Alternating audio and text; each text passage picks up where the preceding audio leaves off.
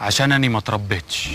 ابويا ما عرفش يربيني. مش الله عارف كده. يخرب بيت ابوك، ما قعدنا في الخيمه من الصبح لحد بالليل ليه؟ ده احنا لو حاجزين دي يوز مش هنفضل قاعدين كل ده. ياض عايز اطلعك من القضيه زي الشعره من الفطيره. وتخرجوا ليه يا عم؟ انت خايف من ايه؟